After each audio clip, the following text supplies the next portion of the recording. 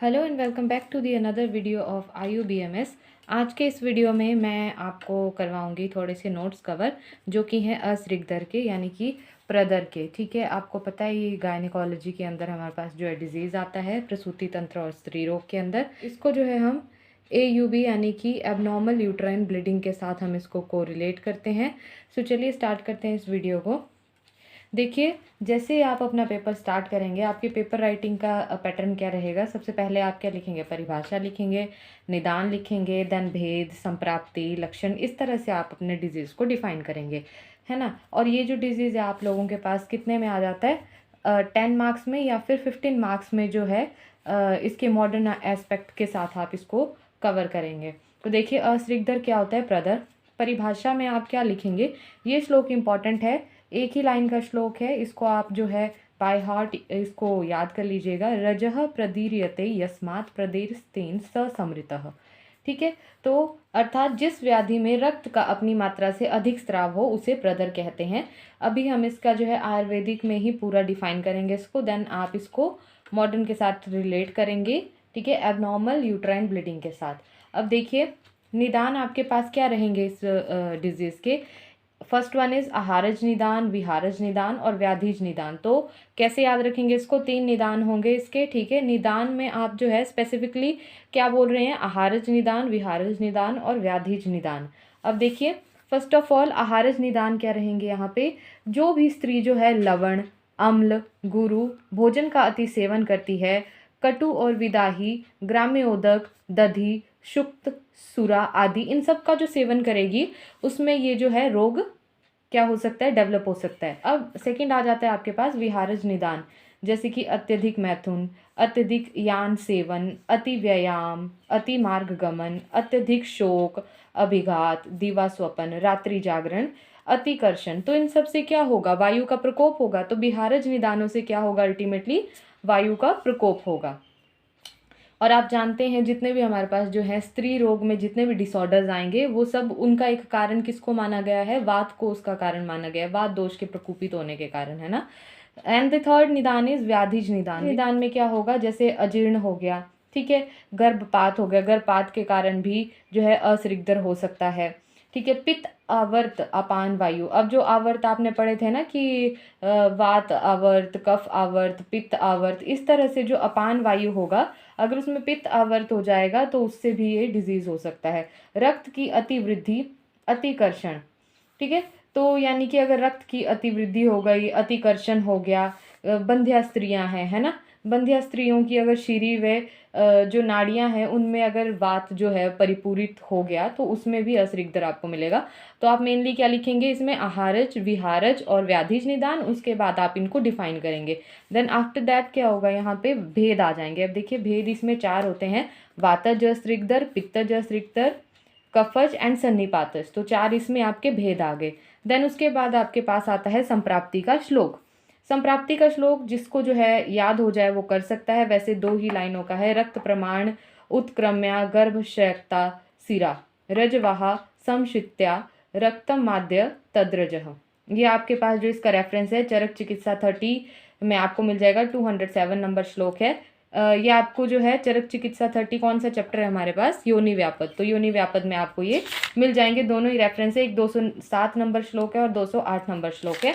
ये इसकी आपके पास संप्राप्ति है। इस संप्राप्ति चक्र में क्या होगा, स्त्रियां जो है निदान का सेवन करेंगी, उसके बाद क्या होगा कि जो वात है वो प्रकोपित हो जाएगा। जब वात प्रकोपित हो जाएगा उसके साथ रक्त की भी दुष्टि हो जाएगी। जैसे ही रक्त की दुष्टि हो गई वात के द्वारा तो उसकी क्या होगी, जो रक्त की मात्रा है वो अधिक हो जाएगी, यानी कि रक्त जो है अपनी मात्रा से अधिक बनेगा। ठीक है, अब क्या होगा, जो गर्भाशय है यानी कि जो यूट्रस है, ठीक है, तो जो अपने पास वृद्ध रक्त है उसका गर्भाशय की शिराओं में जाकर आश्रित होना। ठीक है, वो क्या करेगा, जो यूट्रस की जो शिराएं हैं वहां जाके वो आश्रित हो जाएगा वो रक्त, यानी कि शीघ्र ही रक्त की मात्रा में वृद्धि और ज़्यादा उसकी जल्दी जो है शीघ्र ही उसकी वृद्धि हो जाएगी रक्त की।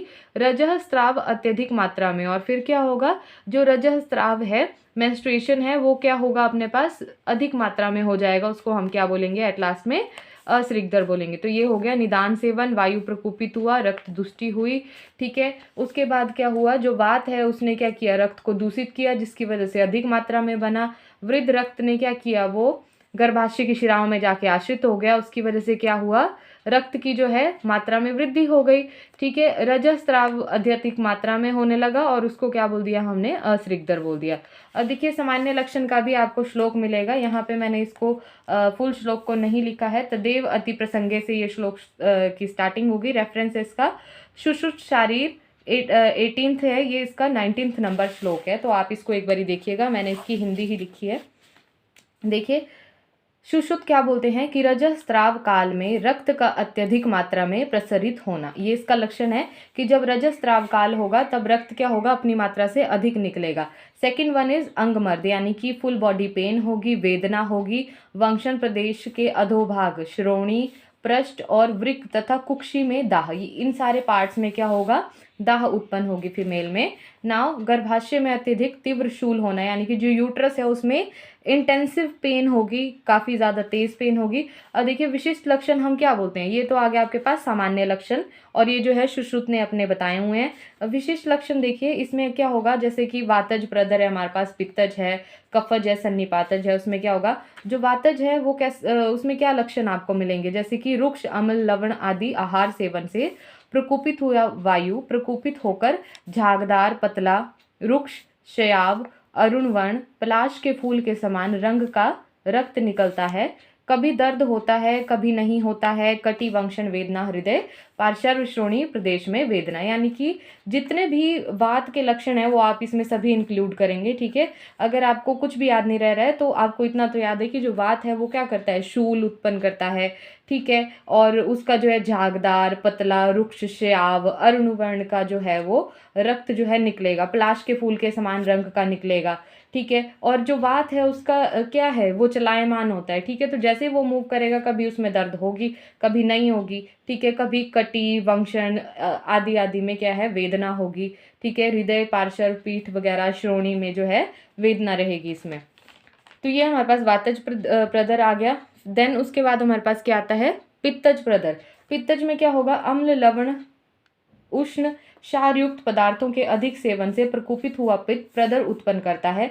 अब देखिए इसमें पित्त के लक्षण आ जाएंगे, जैसे नीले पीले वर्ण का जो है, उष्ण, काला, लाल, रक्त आदि, रक्त दर्द सहित। तो इसमें इस प्रकार का जो है आपको जो है ब्लड आएगा फीमेल में। अब देखिए कफज प्रदर क्या होता है, कफज में होगा गुरु आहार सेवन आदि के कारणों से प्रकोपित हुआ प्रदर उत्पन्न होता है। योनि में पिच्छिल, पांडुवर्ण, भारी, स्निग्ध, शीतल, गाढ़ा स्राव होता है। साथ ही में वमन, अरुचि, हिलास, श्वास, खांसी आदि ये सारी चीज़ें उसमें आती है ना। अब उसके बाद है सन्निपातज। सन्निपातज में आपको पता ही है कि तीनों जो हमारे पास है, वातज, पित्तज और कफज, इनके हमारे पास मिश्रित लक्षण उत्पन्न हो जाएंगे। अब हमारे पास आ जाता है साध्य साध्यता। देखिए साध्य साध्यता में क्या होगा, जो वातज, पित्तज या कफज जो हमारे पास जो हैं आ रहे हैं प्रदर, वो एक दोष वाले जो हैं वो साध्य होंगे, लेकिन जो सन्निपातज है जिसमें सबके मिश्रित दोष आ रहे हैं वो क्या होगा, असाध्य होगा। जिस स्त्री में निरंतर रक्त का स्राव, दाह, ज्वर, पीड़ित, क्षीण रक्त, दुर्बल, तृष्णा हो, वह असाध्य है। तो यानी कि ये अलग से उन्होंने दे के रखा है कि जिसमें इस तरह का होगा, उसमें कॉन्टिन्यूसली ज्वर हमें मिलेगा, फीमेल बहुत ज़्यादा दर्द में है, बहुत ज़्यादा दुबली पतली है, प्यास उसको बहुत ज़्यादा लगती है, तो उसमें हम उसको असाध्य मानेंगे, ठीक है। निरंतर जिसमें रक्त का स्राव हमारे को मिल रहा है। अब देखिए उपद्रव आ गए इसमें, ठीक है। उपद्रव में क्या है, जैसे दौर्बल्य, भ्रम, मूर्छा, तंद्रा, प्रलाप, तृष्णा, दाह, ये सारी हमारे को इसमें उपद्रव में मिलेंगे। अब वेरी इंपॉर्टेंट इज चिकित्सा। अब देखिए चरक चिकित्सा में जो है इसको डिफाइन करा हुआ है।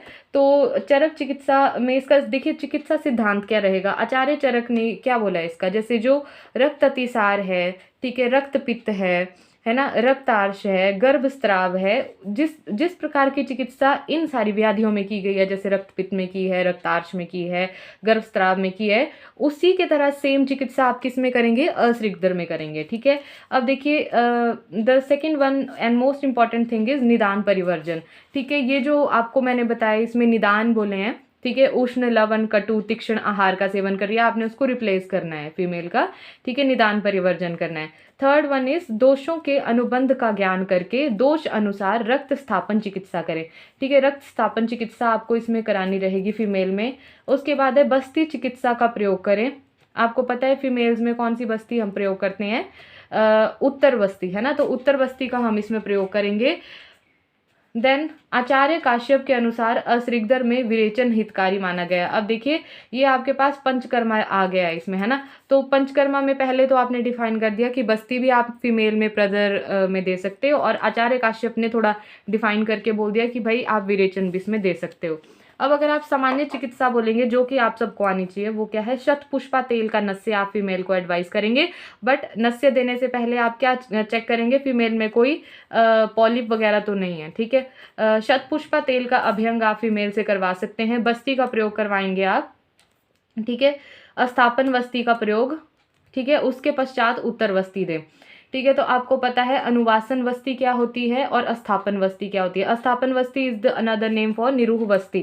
ठीक है, तो निरूह वस्ती का प्रयोग हम पहले करवाएंगे, देन आफ्टर दैट आप क्या देंगे, उसमें उत्तर वस्ती देंगे। चंदन आदि निरूह वस्ती का प्रयोग आप इसमें करवा सकते हो, रासना आदि निरूह वस्ती हो गई, मधुकाती अनुवासन वस्ती, मुस्ता आदि यापन वस्ती, इस तरह की आप वस्ती जो है, यानी कि मोस्टली आपने इसमें पंचकर्मा का ही प्रयोग करा हुआ है। देन अभ्यंतर प्रयोग हेतु जो है आप रस औषधियाँ देंगे फीमेल में। यहाँ पे है प्रदर रिपु रस, आजकल ये जो है बहुत ज़्यादा ट्रेंड में भी है। ठीक है, तो आप प्रदर रिपु रस दे सकते हैं, प्रदरांतक लौह दे सकते हैं, बोल परपटी। परपटी जो होती है वेरी इंपॉर्टेंट होती है, जैसे यूटीआई वगैरह में आप इसको देते हैं, जो फीमेल डिसऑर्डर्स हैं उसमें आप इसको देते हैं, तो ये another one is very important. वटी में आप क्या दे सकते हो, चंद्रप्रभा वटी दे सकते हो, गोक्षुर आदि वटी दे सकते हो फीमेल में। क्वाथ आप किसका देंगे, दारवे आदि क्वाथ दे सकते हैं, धातकी एवं पुग पुष्प क्वाथ इसमें दे सकते हैं, है ना। सो ये मैंने अपने उससे लिखे हुए हैं, जो जिस हिसाब से हम लोगों ने नोट्स बनाए हैं। आप इसमें कुछ और भी ऐड कर सकते हैं अगर आपको और रेफरेंस बुक्स से मिलता है। देन आसव अरिस्ट में जो सबको याद रह जाता है, अशोका अरिस्ट इज़ वेरी इंपॉर्टेंट, वो दे सकते हो आप। लोद्र आसव दे सकते हो फीमेल, क्योंकि उसमें आपको जो है एनीमिया वगैरह की भी शिकायतें मिलेंगी। ठीक है, तो आप उसमें लोद्र आसव भी दे सकते हैं, पत्रांग आसव दे सकते हैं। Kumari Asava is also very important and very useful in these disorders.